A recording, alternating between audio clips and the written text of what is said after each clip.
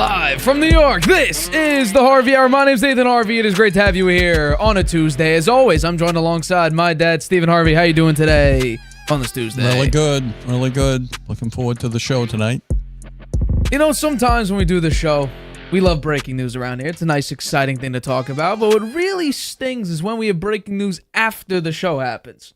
Because it's kind of like, we already went live, show's already over, we can't exactly come back to it. But yeah, that's what we're going to actually start with. But a lot about training camp. Training camp has been fully out for about a week now. A lot's coming out, padded practices. It's not looking good for some teams. We'll get into that later on in the show. But let's begin with the breaking news that literally broke about 30 minutes after we had our show on Friday, which is indeed that Jordan Love signed now the highest annual contract in the NFL. Let's bring up the full contract now. He joins Joe Burrow and Trevor Lawrence for the highest average annual salary value at 4 years, $220 million. That's $55 million per year.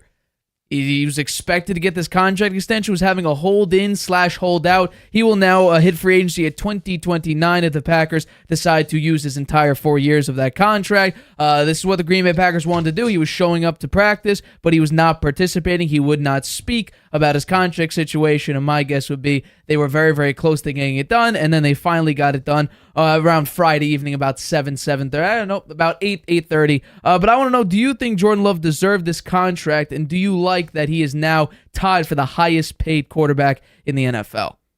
Well, it's pretty interesting that a guy that really had his first starting season last year, played really poor the first 7 or 8 games, and then had a really good second half of the season, but still wound up 9-8. Just barely managed to make the playoffs.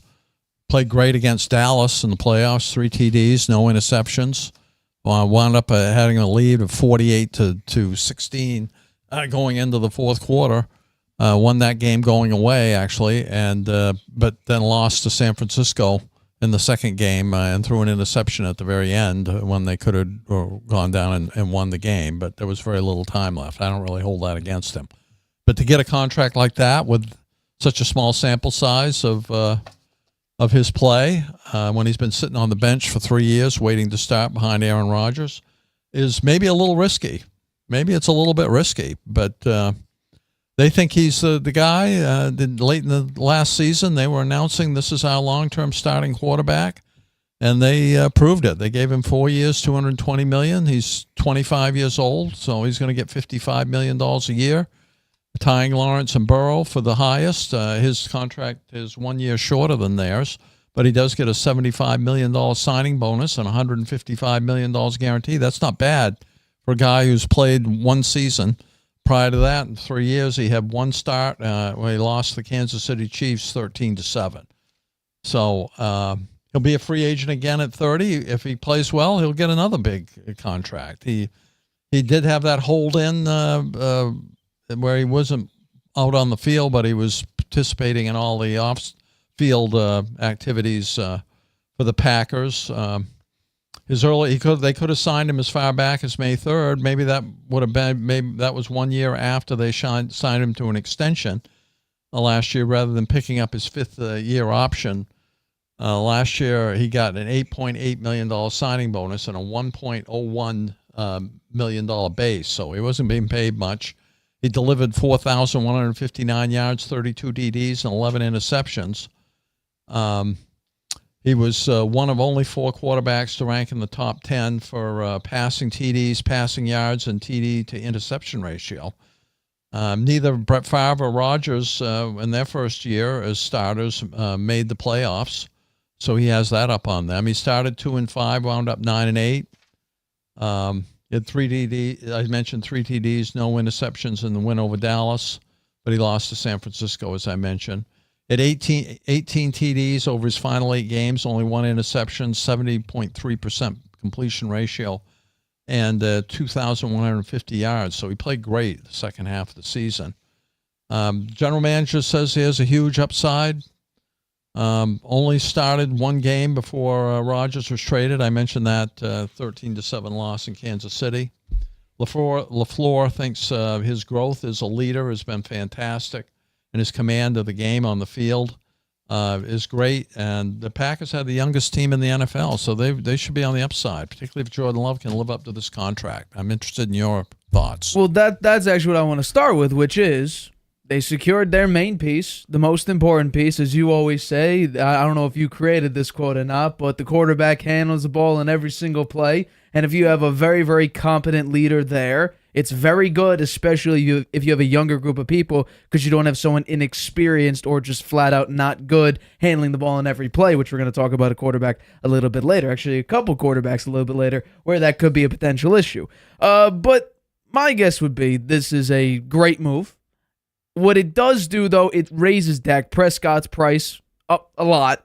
It also raises Brock Purdy's and CJ Stroud's prices way up, especially Brock Purdy, who's looking for an extension very, very soon. We could actually see that $60 to $65 million play in very, very shortly, especially with Jordan Love only getting really 10 good games and one full season of starting underneath his belt, be tied for the highest paid when it comes to contract value in the NFL. Imagine that. You start one singular season, and all of a sudden you become the highest paid in what you do. That's pretty good. That's pretty good. But we do have to realize that there is some potential risk here. And we've brought this graphic up before, and I'm going to bring it up again, because there are two sides of Jordan Love. The very beginning, which I will definitely credit to, youngest team in the NFL, first year starting, you have to get the reps in, you have to get that live NFL action in, and there was a lot of growing pains, like we see here. 3-6 record, sub 60% completion percentage, 232 passing yards a game, the touchdown to turnover ratio, not good whatsoever, a passer rating of 80. And then you get to the last 10 games, which also includes the playoffs. And by the end of the regular season, he had 18 touchdowns, only one interception. You expand that out during the playoff games, and then goes 23 touchdowns, only 3 picks. That's still a tremendous TD to interception ratio. 113 passer rating. They went 7-3, nearly a 65% completion percentage, had 260 yards per game. That's pretty good. But what I want to see from young quarterbacks, and Jordan Love definitely has this, especially during those last 10 games, is that what do they do under pressure? Because a lot of quarterbacks, a lot of young quarterbacks, when they see a 325-pound guy running at you, you get a little bit nervous. You get antsy. You have a happy feet. You move around. Or if you just sense pressure, the pocket breaks down, you tend to make bad plays. You tend to make mistakes that normally the top-tier quarterbacks, the really good quarterbacks, especially top 10 nearing top 5, and definitely top 3 quarterbacks have, is they can normally handle a lot of pressure. When the pocket breaks down, they also do not break down. Jordan Love has a very special quality. Yes, he did learn behind Aaron Rodgers. But when Rodgers got COVID during that Chiefs game you brought up, we were thinking, everybody was thinking, Jordan Love doesn't look too good, and they moved up to get him. Well, in the first year starting, he really stepped up. In the last 10 games, under pressure, Jordan Love was one of the best quarterbacks in the NFL. During those last 10 games, under pressure, he had the second highest PFF grade, the 9th best completion percentage, that's not really great, but first in passing yards under pressure, most touchdowns, most yards per attempt, the highest passer rating. He was the only quarterback in the NFL, while under pressure, to have 100 passer rating or higher. Jordan Love can handle pressure, and that I will commend him to the ends of the earth, because he had the youngest team in the NFL. They do not have a receiver like a Devontae Adams, Jamar Chase, even a T. Higgins, a Justin Jefferson, a Tyreek Hill, even a Jalen Waddle. They don't have a guy, a wide receiver one, they don't have a wide receiver one on any other team, because think about it. You had Devontae Adams. He would be basically the value of a wide receiver 1 and 2. Jalen Waddle will be a wide receiver 1 here. T. Higgins very well could be a wide receiver 1 on this team. They don't have that. And I talked about this when I mentioned the Patriots. Jordan Love is good enough that the Packers don't need to get a true X-factor wide receiver 1. Now, maybe they do if they want to go out and win a Super Bowl, but they were this close, very, very close to making it to the NFC Championship game and to potentially get to the Super Bowl. Now, if they played the Chiefs in the big-time game, would they have beaten them? Maybe not, probably not, but they were very close to beating the 49ers, who eventually, obviously, was 1 or 2 plays away from beating the Chiefs in that Super Bowl. So I commend Jordan Love for his extreme youth and being able to handle pressure. We saw this with CJ Stroud, and I think it is very, very rare. Brock Purdy has this as well.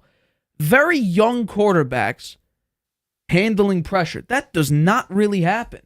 Because think about it. Justin Fields does not do well under pressure. Trevor Lawrence struggles under pressure as well. Trey Lance, we've seen him for 4 games, and he already got traded. Mac Jones, we've seen Mac Jones the past 2 years crumble. Not even under pressure. When there's no pressure, but he just senses it. He breaks down. Yeah. Kenny Pickett's already gone. He couldn't handle the pressure of just Pittsburgh. And by the way, the Pittsburgh offensive line isn't that bad. It's about middle of the pack, but we're not talking about, the Commanders' offensive line giving up 65 sacks, or the Giants' offensive line, which combined amongst all the quarterbacks gave up, I think, 85 sacks this past season. So I think there is risk, obviously, because it's only 1 season starting. It's 10 games he played very well in. Can he replicate those last 10 games? And is that the Jordan Love that we'll see moving forward? Because that is a top 10 quarterback. Well, I commend him on getting a $220 million contract for playing, well in 10 games. Yeah.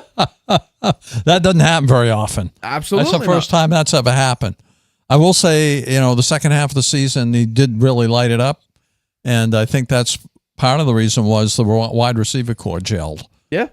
They were a very young group, mostly rookies, second-year players.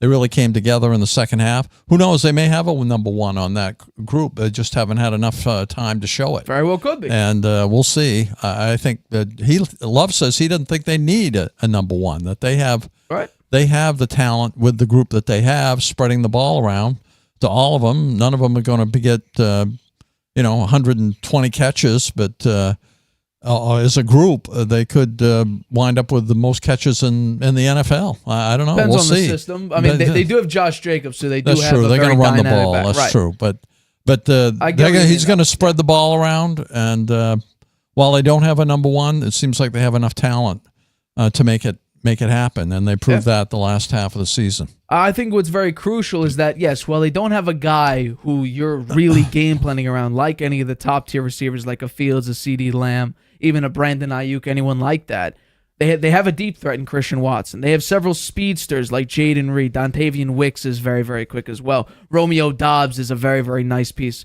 Bo Melton came out of nowhere at the later half, very, very late last quarter of the year, had a 100+ receiving yard game. Even Luke Musgrave, their tight end, is very, very good.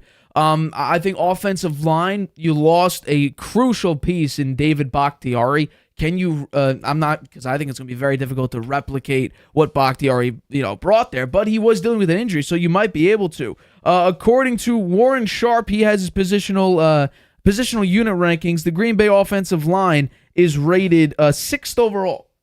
So they have apparently a top 6, offensive line, which is very, very nice. They only give Jordan Love a 14 in the quarterback rating. I could kind of understand 14 that. out of 32, of course. Yeah. So I think that I could kind of understand that because, like I mentioned, we have him in the top 10. I had him at number 9, I think. Yeah. I don't have those. I had him at 10. You had him at 10. Yeah, I had Dak Prescott at 10. It was between him and Tua. But yeah, if Jordan Love can replicate what he had the last 10 games or just a glimpse of it, because obviously you won't go an entire season. Let's say you expand it. So last 10 games, let's say you just double it. So you play 20 games in an NFL season. Playoffs obviously included. If you can go, I don't think Jordan Love's going to go 46-6. We're just doubling that 23-3 last 10 games. He's not going to go 46-6. That's an Aaron Rodgers, although it would be kind of funny for him to have Aaron Rodgers numbers on the Green Bay Packers. But I don't see that being, the case with Love. But if he throws for 35 touchdowns and 8 to 10 interceptions, that's still a very solid season. And we've already seen him in his first year starting hit over 4,100 yards. 4,400 is not out of the realm of possibility here. That's a double-digit win team if Jordan Love can produce that. And obviously the defense can't implode.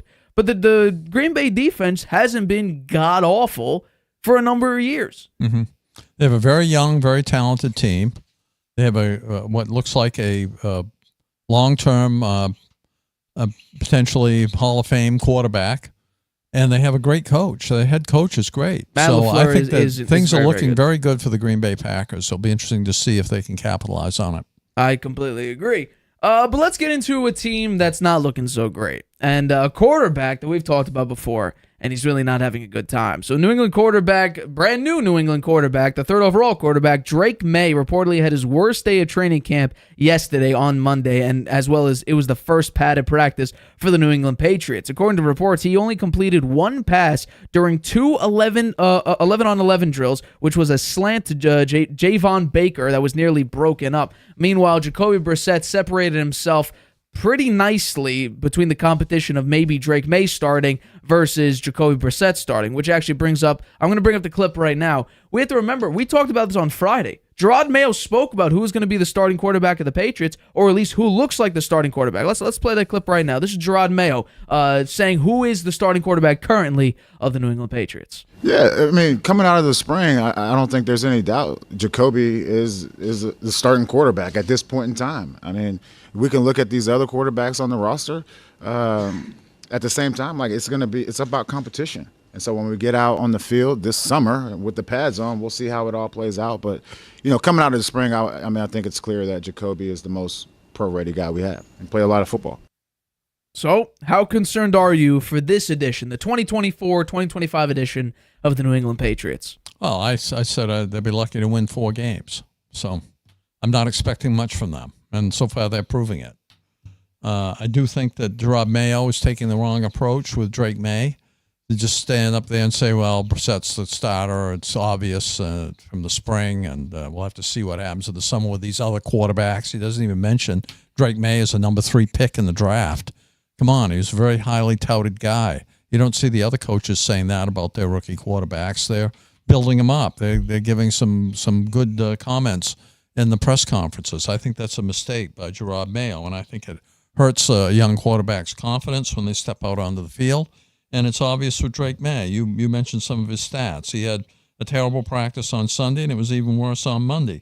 He did have spotty pass protection, though, and he was pressured a lot.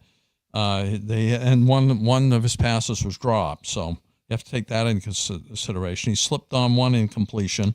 He struggled with accuracy. He threw an interception to Duggar on 7-on-7s. In 11-on-11s, he had 3 handoffs and a sack first round, 11-on-11 the second time around, 1 of 5, 2 sacks, 7-on-7s, 2 of 6 with a pick. He has flashes of immense talent, but he rushes his throws, his spotty accuracy, too many pre-snap penalties. It's typical of a rookie, and so I don't take too much from it right now, but I do think the coaching staff should be a little more positive about him. They did draft him number 3 to be their long-term quarterback. Jacoby Brissett is a journeyman quarterback. He has played well in the preseason so far, but we're just getting started. I mean, he had deep completions to Baker and Thornton. He has the best command of the offense, but he's a veteran quarterback. He's a 9-year pro. He had good protection, better than Mays, right? He ran the offense efficiently. He was 8-9 with 2 sacks, 11-on-11s. He was in 11-on-11s and 4 of 6 in the 7-on-7s. He rarely made poor decisions out there. So, I agree that it's probably going to be Brissett to start the season. We'll see how he does. I mean, if you look at his career, he's someone that has some good games, but has never played up to be a consistent number 1 quarterback with good stats and great decision making. So I see him out there for some of the games. If the Patriots are really stinking it up, which it looks like they might, then maybe Drake Maye will get in. I don't agree with Bill Belichick on a lot because I think his decision making when it comes to offensive talent and offensive drafting, this isn't even opinion. This is an objective reality. Belichick has done a horrible job drafting offense. But something Belichick said that he would have done, or what at least has been reported that Belichick would have done, is he was going for Jaden Daniels. That's who he had on his eye. And what I've said on the show before that report even came out, I like Jaden Daniels for the Patriots to draft. I didn't like Drake Maye. I said if Drake Maye is the highest quarterback available at 3, trade back because he's a project. The scouting report said you could compare him to Mac Jones. And by the way, funnily enough, we actually had NBC Sports Boston's Michael Holley said that during these training camp sessions, Quote, we saw the ghost of Mac Jones versus Dallas. Remember Mac Jones' horrible game where he had basically a width of the field throw, cross-field throw that got pick sixth, I believe? Yeah, that's not good for a rookie quarterback. Belichick, but we're talking about Belichick. He didn't like Maye's lack of experience. This is a quote. He hasn't played very much. He doesn't really have a lot of experience. He's going to need some work in reading defenses, reading coverages. He's kind of quick to bail out of the pocket. He's going to need to hang in there a little bit longer and find those receivers. Drake compares himself a lot to Josh Allen. We'll see about that. There are some similarities in terms of size, but Josh Allen is a special player. This is a kid that can make all the throws. He just needs to be more consistent. Well, it's kind of an unfortunate situation for Drake Maye because he's on the New England Patriots, who currently have some of the worst offensive unit rankings in the NFL. 30th in quarterback, 30th in offensive line, 32nd in receivers, 24th in running backs. The Patriots are just not a good offensive team. Defensively, they're perfectly fine. They got a lot of talent. Now, some is actually missing, one due to blood clots, that's Christian Barmore, and another one is due to a holdout because of a contract situation. And I'm going to talk about that actually in a little bit from now. But the Patriots are in a very tough spot because you have a rookie quarterback who you drafted number 3 overall. Now, I could be wrong. I very well could be wrong. But when I think of quarterbacks drafted 3rd overall, I don't usually consider them projects. I don't consider them so inexperienced that the gap between them and a career backup, a 9-year veteran who's been a backup basically his entire career, the gap is so wide, and that's for a 3rd overall quarterback. Trey Lance wasn't that far behind Jimmy Garoppolo. The next season, it was supposed to be his team. And that's Jimmy Garoppolo, who made an NFC Championship game and a Super Bowl. And the gap was a 1-year gap, and it wasn't even that close in training camp because they used him as a utility player throughout the season. This gap seemingly is monumental between a career backup and the 3rd overall pick. They've had 5 practices. I don't. Come on. They don't have 5 Caleb practices. Williams, Caleb Williams, J.J. McCarthy, the quarterbacks in this draft. Jaden Daniels Dan Quinn hasn't announced it, but he basically has the starting job. Caleb Williams already has the starting job. J.J. McCarthy, he's going to be the number 2, but they knew that. Bo Nix has shocked everybody apparently on the Denver Broncos. Meanwhile, some people thought he would be good, including me. But Bo Nix is the starter, basically. That's what a bunch of the reports saying. Zach Wilson has taken a step back. Jarrett Stidham really has no shot. Bo Nix is their guy. That's in this draft class, let alone previous draft classes. Kenny Pickett was the only first-round quarterback in the 2022 draft class. He wasn't that good to begin with. His first game, he threw 3 interceptions. There really was no competition there. For Drake Maye to be this far behind Jacoby Brissett, for me, is pretty horrifying. Because the schedule, and by the way, we very well could see Drake Maye this season starting because this schedule is brutal. The first 4 games, first 6 games, maybe all the way up to week 9. There's an opportunity here if the Seahawks get a lucky win for the Patriots to be 0-8 going into week 9 against the Tennessee team who bolstered their wide receiver core to help out Will Levis, who got a new offensive tackle in this draft to help out Will Levis. The only thing that they completely blew, in my opinion, was to let Derrick Henry go, or at least not to fill his spot with a better running back than Tony Pollard. But this schedule is pretty brutal. It is like the 2nd or 3rd hardest in the NFL. I don't think they'll beat Seattle. So in that case, I'm just going to assume, because I think Tennessee, Arizona, and the Colts are really their only real shot. Maybe the Bears, depending on how Caleb Williams looks, but my guess is probably not. There's only 3 games where you could say maybe. And they are one of a very few amount of teams to not be favored in a single game this year. Well, that's why Drake Maye is going to get in there sometime this year, and I think they ought to be a little bit more positive about him. I completely agree with that, but sometimes you got to be honest with your guy. If your guy is terrible, first of all, I wouldn't say anything if that's the case. Yeah. I wouldn't say, if he's really that bad, don't say anything. Yeah. Just say the classic stuff. Now, what worries me even more is this Matt Judon situation, because there was a video released, I'm going to play it right now, of Judon and Gerard Mayo having a conversation, and at some point it gets so bad, so heated, so frustrating apparently, that Matt Judon gets up from where he's sitting, takes off his hat and walks away and leaves practice. He returned a little bit later in flip-flops, but then eventually left again after getting heated with, I believe, Matt Groh and Elliott Wolf. This is not a good situation because, and by the way, the Patriots have a decent shot to lose Christian Barmore, who's dealing with blood clots, who's out indefinitely. So they're losing some of their top-tier defenders. I think Matt Judon is the best defender on the New England Patriots, but I also think Christian Barmore on the defensive line is probably one of their best interior defenders. He had a great season last year. I think this is a massive loss because I think this actually sets it up for a frustration trade for the New England Patriots. I think because if we think about it, Matt Judon played 4 games. He had 4 sacks last year. So we extend that out just based on the average. He would have had 17 sacks last year, which actually would be kind of, up to par with the way he's going. He went 12 and a half, I think 15 and a half. So if he had 17, that's kind of the way it was looking. But this is an ugly situation because Christian Gonzalez, who was a rookie last year, dealt with an injury. He was probably up to that point when Judon went out. Gonzalez was your guy. And he was there for a very brief amount of time before getting hurt. So He played very well when he was in there. Absolutely played very well. So can this defense step it up without Judon creating that pressure on the outside? I don't think so. Jabril Peppers did a great job. I think they Kyle should. Duggar, great job. I think they should give him a contract I do as because well.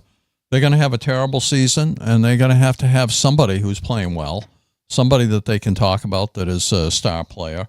And Judon has that capability, particularly in the defense, the way it's structured. If they keep it the same kind of schemes that they used under Belichick, which I'm pretty sure they will, he's going to be the guy. And right now, if they just upset him and wind up having to trade him, that'll be draft picks, and there'll be another year before we see anybody. So I think defense played well without him last year. Eventually, they got it together, and they were playing extremely well. Tavai came up big. Keon White played well. Barmore played extremely well, but now he has an issue. Gonzalez is back, and he played very well. Duggar, they re-signed him. He's good. Peppers is out there. He's a very good safety. So their defense can be very good, and they need it to be because the offense is going to be poor. Absolutely. And so if they expect to be in games, at least, even though they're going to lose most of them, they need to have Judon, and I think they should find a way to work it out with him. He's obviously all upset now, and he's a distraction to the team now too, being out on the field, arguing with the head coach, and then arguing with the leadership, walking off the field. That's not a good sign. That doesn't do good things for the locker room or for the camaraderie on the team. So I think they should find a way to work something out with him. Well, Judon spoke recently about that contract situation because he says, and this is a direct quote, I mean, if I got to, honestly, that's again, like I signed my deal, my signature is on it, so I got to play on it. Would I like to? No. Do I think it's my value? No. But again, that's not up to me. Now, he actually did say on a recent podcast how he wrote his own contract and gave it to the Patriots. He hasn't heard back yet, supposedly.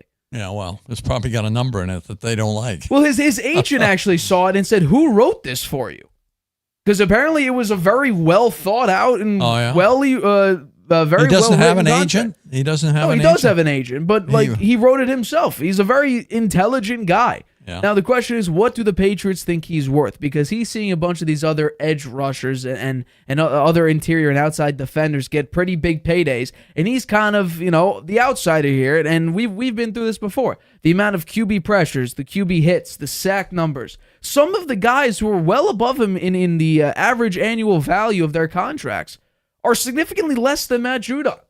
So they're getting paid more for producing less. So I can understand where Matt Judon's come from. But he is an aging guy on the defensive side. He was hurt for last a team year. That's not good. He didn't play much last year. Right. He only played, I think, 4 games. Yeah. So I think the Patriots should give him a contract. But I think that if this situation gets worse, which it doesn't seem like it's going to get any better anytime soon, I do think the Patriots may have a frustration trade in place to send Judon to another team for draft capital. That's what I think really could happen because, like you said, I think this is a distraction. He is your best player, and I think there's an opportunity for you as a New England Patriots team, front office, staff, to get a lot of value and to look to the future to get another defender. Because there are a couple nice defenders in this draft that you could look for. You have a Keon White, his potential replacement as well, already in the building. Now, the loss of Chris Barmore, who's out indefinitely, and Matt Judon, that could be a very bad situation for the Patriots, who currently don't have a great interior seven to begin with, front seven. They're 18th in the league. Just because their guys are good. They're not great. They're not guys who are going to be like, they don't have a Ray Lewis out there. They don't got like a Patrick Willis, a Luke Kuechly, hell, even a Fred Warner, Dre Greenlaw. You don't have any of that out there. You don't even have a Dante Hightower anymore. You got not big-time players. You have a lot of good guys who worked well with Belichick. And Gerard Mayo and DeMarcus Covington bring that this year? That's going to be a massive question. Which then again, we talked about, you said Drake Maye getting pressured and all of that. Is that representative of a poor offensive line or a really great defense? I think it's the first rather than the latter. Well, maybe. That's what I think. Although, it's more of a bad offensive line. Sada Wallace, rookie, has played well in the practices so far. And he may get a shot at being the starting left tackle. So that's a bright spot. And also Kevin Harris has done pretty well in the backup running spot. That's the goal he's going for, to be behind Stevenson. And he's played well, too. So those are two bright spots. Okay.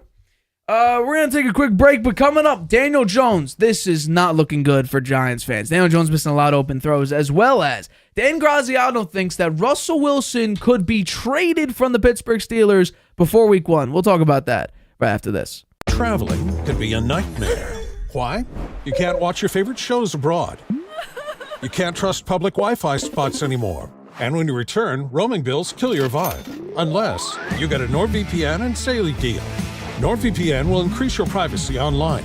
And Saley, a global eSIM data app, will save you from those unexpected roaming charges.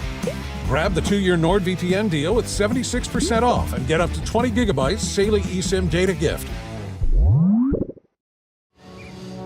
Whether you're just discovering your voice or taking your show to the next level, you know what the world needs to hear. All you have to do is say it. With Spotify, set up your podcast. Your food podcast. Your mindfulness podcast. Your never thought you'd get this far podcast. And watch those sparks fly. I put a picture of the comment. Drop the episode anywhere people listen. And find out who they're cooking with. Where they're finding inner balance. And why they love your show. You're already a creator. Now you can create, connect, and get paid for your passion with one single free tool. Spotify for podcasters. Talk where the world listens. Welcome back to the Harvey Hour. My name is Stephen Harvey. It is great to have you in today on a Tuesday. As always, I'm joined alongside my dad, Stephen Harvey. Let's get into our next topic. So this is not looking good for Giants fans whatsoever. So Daniel Jones in training camp has missed several throws. However, according to several reports, the Giants still believe, meaning Joe Shane and Brian Daboll, still fully believe in Daniel Jones. I want to actually play some of these throws because these are bad. These are some of the throws in training camp that he's completely missing, and these are not difficult throws to make. This one is a deep ball throw. Malik Neighbors tries to make a play on it, but it's underthrown. Normal situation, that would probably be intercepted if a cornerback turns the head around or a safety. This one, another deep throw, over the head of Darius Slayton, I believe. This one may be this is interception, excuse me. A very, very bad throw that got picked off. This is probably the worst one. Wan'Dale Robinson's about 20 yards of separation, overthrows it. And this final one might also be the worst one. An overthrown screen pass. And not only that, this one shows a great offensive line of the New York Giants. Kayvon Thibodeau runs right past Jermaine Illuminor, who is their brand new offensive tackle. Everyone's raving about a nice bolstered offensive line. Well, this is really showing it. Lack of communication. Kayvon Thibodeau would have smoked Daniel Jones if he was playing for the team or the quarterback and get hit. So not a good look for a quote-unquote bolster offensive line, and Daniel Jones, who once again, I'm going to preface this, I got hate for not putting him in my top 10 quarterback list to start last year, because he wasn't a top 10 quarterback. I would like to know, though, what are your expectations for the 2024 New York Football Giants? Well, Jones is he's being evaluated now on whether to keep him on the current deal or release him at the end of the year here for a chance to find their next franchise quarterback. I don't think Drew Lock is their franchise quarterback, who's the current backup. So if Daniel Jones doesn't show what he's got this year, and live up to the promise of that contract he was given, $40 million a year for 4 years, then I think he's out of there, and they'll release him. I mean, it's a short-term gig, and really it's his alone. I don't think that they see the others on there, principally Drew Lock, giving him any competition here, at least at the beginning of the season. If they wind up losing their first 5 games, then maybe he's on the bench and Drew Lock winds up getting a chance. But right now it's his to lose. He's getting to show that he's healthy, at least. He's capable of competing in the training camp drills. He's coming off that ACL injury and also a neck injury. He said he felt good the first day in the 11-on-11s. He kept the ball moving, stayed out of negative plays. He missed a few throws. He checked down on a handful of times, but seemed healthy. He's got to improve following his career worst marks last year and a variety of efficiency metrics before that torn ACL in Week 9. His comment was, I'm not consistent enough. I was affected by the injuries. I got to get the ball out quicker to the playmakers. We'll all be better together in 2024, generally because they'll have a better wide receiver core with Malik Neighbors, and also the defense was improved. But so far what we've seen, and you showed it there on the clips, he's consistently underthrowing the receivers. His accuracy is an issue. He's missing backs in the flat, and the receivers are short near the sidelines, and it's happening at an alarming rate. You're replaying them now here for us. He was 5 for 14 on today, 2 dropped interceptions, so he got lucky there. He missed Hyatt open deep for a big gain. He completed one to Robinson, but the throw took Robinson to the ground when he could have had a big gain if he'd been able to stay on his feet. He only gained yards on 1 of 8 plays in the 11-of-11 drills against the starting defense at the end. Brian Daboll was observed screaming so loud that he could be heard 80 yards away. So he's all upset again, and this is just getting started, and that's something he needed to work on, his anger management. He has the time. Here's the issue, really, Nate. In the past, Daniel Jones you could argue he didn't have the talent around him, and that was part of the reason why he played poorly. But now he's got the time. He was in the pocket. You could see he had plenty of time to throw the ball. The receivers are open, but he's not making the plays. The offense is struggling because of him, not because they don't have the talent. So that's very concerning. We'll have to see what happens. And that's exactly what NFL insider Connor Hughes said. This offense is not due to a poor offensive structure. It's due to Daniel Jones. He's the one creating these negative plays, or really no plays at all. Just bad luck for him and him alone. They now have a true wide receiver 1, so that excuse can no longer exist. Malik Neighbors is a highly sought-after rookie wide receiver that we saw in Hard Knocks. There was a possibility that if Jim Harbaugh was looking at receiver, which a lot of people thought that he actually was not going to do based on how he ran things, especially Michigan, at the ground and pound. But if he were to draft a wide receiver, they would either draft Brock Bowers or trade back to then maybe draft Brock Bowers anyway. So the way I'm looking at this is, I'm not surprised. I'm not surprised at all. A lot of people are saying, well, Dan, poor offensive line. People are raving about this boosted offensive line. John Runyon, Jermaine Illuminor. I don't know what else to say. What am I supposed to say? I say that I don't like Daniel Jones. Oh, it's because of X, Y, and Z. Well, they put in place a bunch of pieces to fix X, Y, and Z. That's what they focused on. And it's basically the same result. I understand it's practice, but maybe sometimes it is due to a poor offensive structure. Maybe it is due to poor general managing of Dave Gettleman. He ain't there anymore. It's Joe Shane. It ain't Jason Garrett. It ain't Freddie Kitchens. It ain't Joe Judge. It's Brian Daboll, who helped out Josh Allen a lot. And in Josh Allen's first season without Brian Daboll, he had the most red zone interceptions in the NFL. Points taken away from his own offense. I'm not surprised whatsoever, because this is fully expected. Daniel Jones is not a good quarterback. He just isn't. He had one good season, and the good season was 22 total touchdowns, or things that matter, throwing them a lot, he had 15. That's not good. There is no way any top 10 quarterback in the past 5-10 years, if they had 15 touchdowns, you would say, top 10 quarterback. Hell, you may not even say top 15 quarterback. And that's just the way it is. If Daniel Jones is struggling with a new offense that people are raving about, not saying he lost Saquon Barkley, and I do think that was a big screw-up for the Giants to let him go over $250,000, what am I supposed to do? Yes, I can hate Joe Shane for that, and I could say that was a bad move. Sure, I could say that. But if I'm also being told that this new offense is great and improved, and oh, what an upgrade, well then, I have to take a look at Jermaine Illuminor. I'm going to play this clip again. I have to take a look at Jermaine Illuminor moving left when Kayvon Thibodeau is basically barreling through. And if that was a real-life play, Daniel Jones may very well end up with another injury because Kayvon Thibodeau would have taken his head off. Just because. And also the running back also missed the block as well. I'm not saying that was his assignment, but he also missed the block too. This is a bad look. And on top of that, the Giants are in a interesting situation. We may see the third consecutive repeated situation where a starting quarterback gets benched due to an injury guarantee.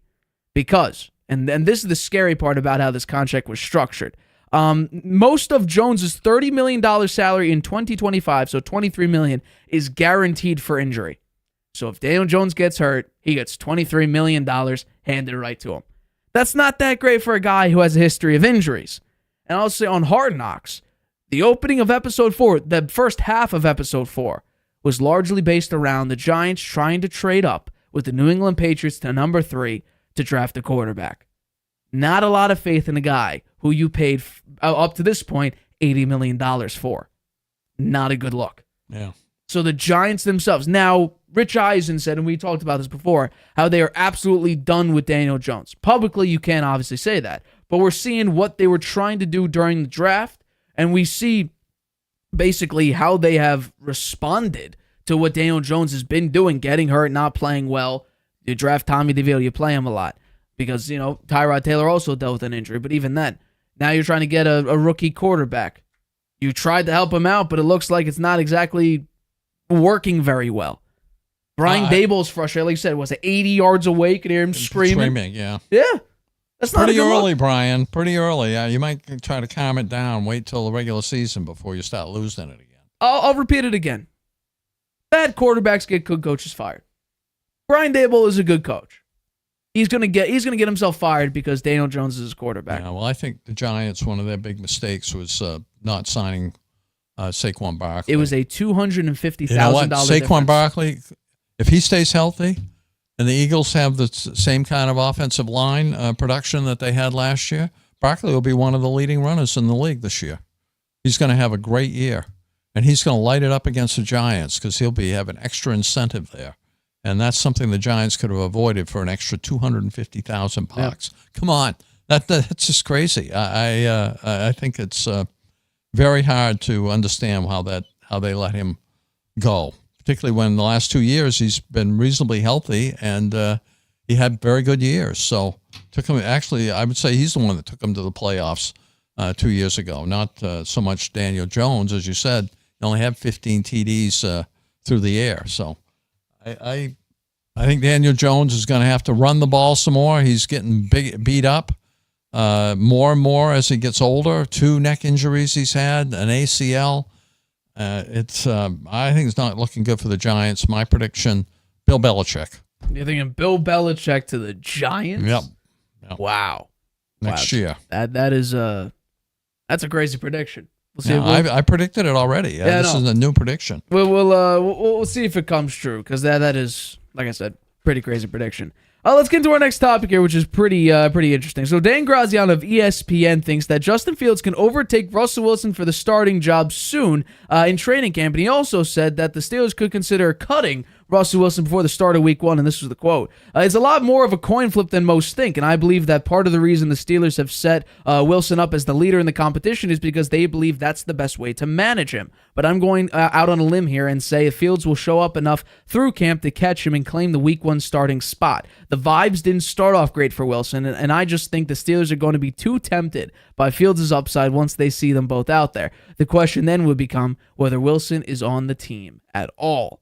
Do you think that Fields can ultimately take the starting job as well as give the boot to Russ if it becomes a situation where Russ is not happy being the backup? I already predicted this. I said that Fields would wind up being the starter. I have him as the second quarterback with the biggest bounce off his prior year stats this year because he's going to get the chance. I don't think it's going to be week 1. It may not be even week 3, but I think by the time you get to the Dallas game or maybe even the Colts game, you're going to see, I think you're going to see Fields in there because I don't think Russell Wilson's got it. Fields is getting an unexpected opportunity here with Wilson having an injury already, a calf injury that's kept him out of 2 practices. And Fields has been in there showing what he's got. I mean, he's showing flashes of the potential that he has. And when they see both of them out there, as you said, will Wilson be caught? I doubt it. I don't think they're going to cut him. I mean, he's there for $1 million. If Fields gets hurt, you'd have to put him in there. But it's a 1-year prove it situation for both these quarterbacks. Fields is the most explosive quarterback runner in the NFL, and Wilson doesn't offer this. Fields is a dual threat, but needs refinement. And maybe he'll get that now that he's getting more reps in practice with the first team while Wilson's recovering from the injury. I think there's still hope for Fields despite the hype around Wilson. Originally, they pitched Wilson as being the front runner because they think that's the best way to manage him, to have him come in thinking this is my team, I'll be able to run it. Then he got hurt. Now they're seeing, the Steelers being seduced by Fields' potential out there, showing that he's one of the best running quarterback, probably the best running quarterback in the NFL. And if he can just polish up his passing game a little bit, I predict he will be the starter. But I don't think that Wilson will be cut, and I don't think that Fields will start game 1. Well, I do agree with you on the fact that I do think Russell Wilson will be the starter in week 1. And I disagree with Dan Graziano saying that there's a chance Russell Wilson gets cut before week 1. But I'll admit, I'm a little bit surprised that maybe this was the best thing for Justin Fields. True competition, not Tyler Bagent or Tyson Bagent down his back, who's a rookie quarterback, was a rookie quarterback, and wasn't that great to begin with. Instead, you have a veteran quarterback who's made several playoff games, who's made it to a Super Bowl, was very, very close, literally a running play instead of a passing play away from winning his second Super Bowl. And here he is, creating a true competition. Now, I didn't think it would be much of a competition, but you know what? Stars lined up. God's touch was on Justin Fields. Russell Wilson went down with, I think, calf soreness, if I got the injury diagnosis correct, maybe calf tightness. But regardless, Justin Fields balled out. A lot of the reports are saying he lit up the defense during the team periods, and he and Wilson had a good back and forth during 7-on-7s. And as it kept progressing, the competition got even more heated and heated and heated. They were basically going, left to right. They were going in and out, basically. They were dominating the defense. The defense really lost. That's what everybody's saying about the recent practices. The defense lost. It was all offense. Offense was completely dominant. Justin Fields is showing what he maybe could have been with a helpful Bears team that wasn't that helpful. But I think that the main problem with Justin Fields, as it always been, he's extremely athletic and extremely talented. That was never a question mark of Justin Fields because he was very, very close to beating Lamar Jackson's rookie rushing record for a quarterback. And you know what? Or maybe it might have just been a rushing record for a quarterback regardless. But the major thing with Justin Fields is consistency. And on top of the fact, what makes it worse is that he gets worse when he's winning, which is weird. And in the fourth quarter, when he's winning, he's very bad, which also is strange. The lack of consistency is going to be Justin Fields' downfall. It seems like it already has. He got traded for a 6th-round pick, a conditional 6th-round pick, where he needs to play 51% of the snaps in order for for him to, in order for that to become, I believe it was a 3rd-round pick. So if Justin Fields could be consistent, I think he does have a shot. And let's bring up the schedule again because I am curious. You're saying that by week 4, probably 5, we're going to see Justin Fields suit up. Yeah. To walk onto that field as the starting quarterback. I think if they're 0-3, then you'll see him at the Colts. Because As I think the starter, not as just like as a starter. Okay. As a starter. And I think it'd be tough for him, come in against Dallas as his first game. I'm not sure the Steelers would want to do that. They might wait and be the Raiders. It might be the Raiders that he would be the starter. But I think it's between, somewhere between weeks 4 and 6. I think he's going to be the starter, particularly, because if the Steelers win those first 2 or 3 games, 2 out of the 3 games, or they're 3 and 4, they're they're 4 and 2 or so in after the first 6 games, then he won't get out there. I don't think. I think they'll stick with Wilson, but I'm not seeing that happening. I think they're starting out against the Falcons. The Falcons got Kirk Cousins. They had a lot of pieces last year. They just were missing the quarterback position. So I think they're going to be better this year. The Broncos, that's going to be that's a toss-up game, but they're they're on the road the first 2 weeks. And then they're home against the Chargers with Jim Harbaugh as their coach. Brand new offensive system. Brand new offensive system, and Justin Herbert is their brand quarterback. New head coach. Yeah, so I think that there's a fair chance they could be 0-3. And then he might start the Colts game. If that goes badly, then they replace him. If they win the Colts game and he's starting, then they play against Dallas. They get stomped, and then Fields is in there against the Raiders. We'll have to wait and see what happens. But I do see Fields as a starter before week 7. Yeah, he was was he number? No, Bryce Young was number 1. He was your number 2 bounce candidate. Is that right? Bounce candidates. Yeah. I like Bryce Young number 1 and Fields number 2. I think it does not matter who the quarterback is. The last, week 11 to week 18 is absolutely brutal. I think you talk about the worst spot would be to put him in week 5. How about if they do so poorly and then week 11 they decide, oh yeah, let's move off Russ. Week 11 would be the worst week because look at the next opponents. Ravens, Browns, Bengals, Browns, Eagles, Ravens, Chiefs, Bengals. Yeah.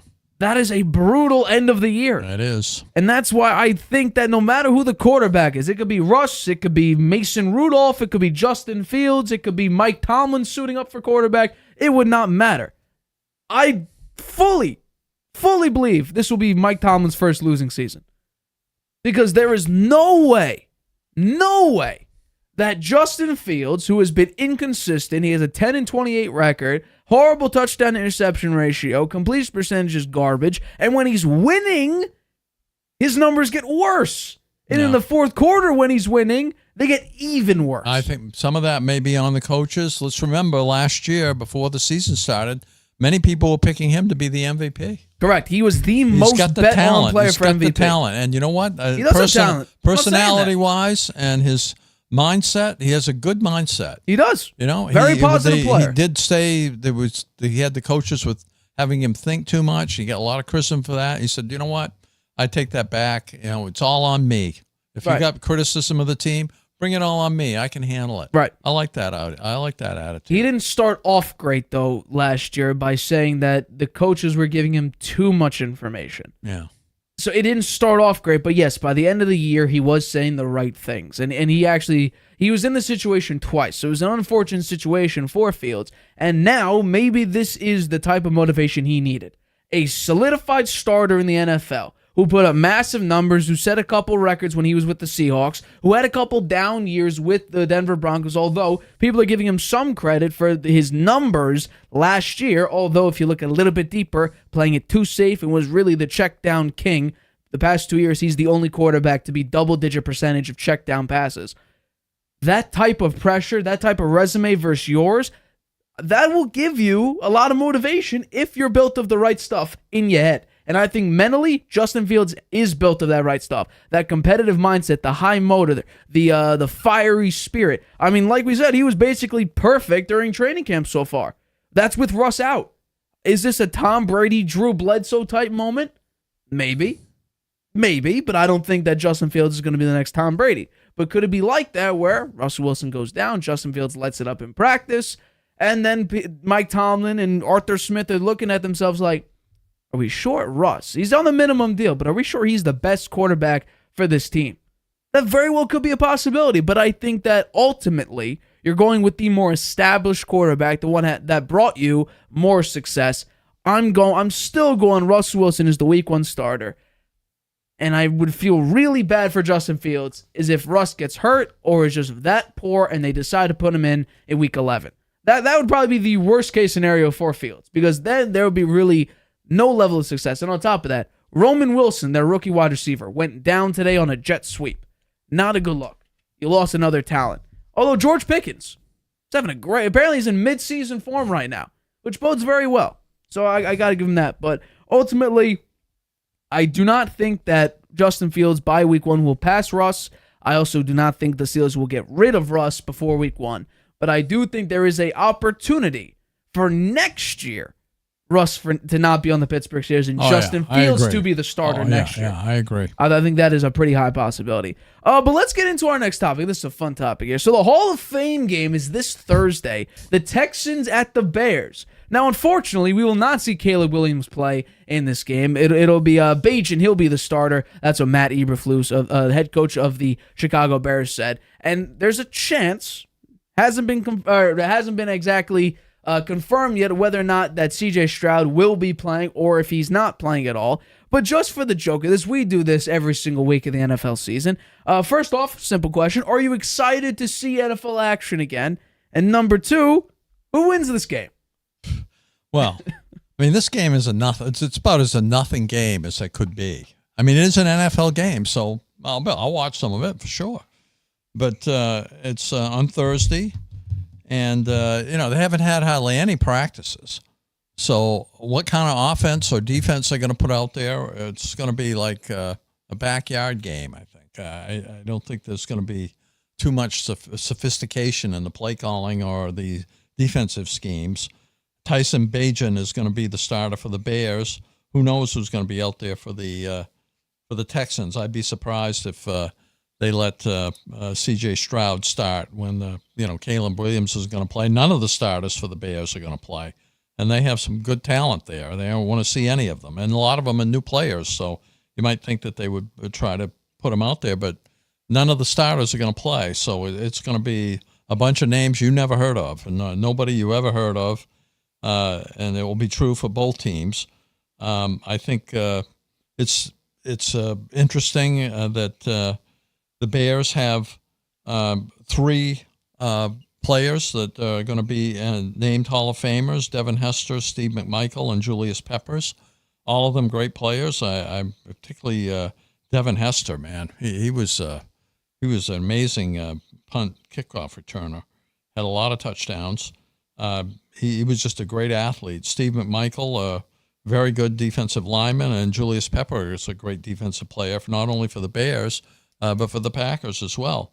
So the Texans also have a Hall of Famer, and Andre Johnson. So it's a good Hall of Fame class. Players from both teams that are playing in the game. This is the 6th time the Bears have been in the game. Last time was 2018. The Texans have only been in it once. The Bears are going to be the home team. Both teams finished last year strong. They have key pieces. We're not going to see any of them in this game, though. It is the NFL's 105th season. And I must admit, I've enjoyed watching many of them. Not quite 105, but I have watched for the past more than 60 years. I've been watching the NFL and enjoying every minute of it. Yeah. So if you were to pick a winner right now, it looks like the point spread has moved since saying that Caleb Williams won't be there. So now what? I know because of all the criticism I've had by saying that the Bears are going to have a lousy season this year. Yeah, I'm picking them. You're picking the Bears to win.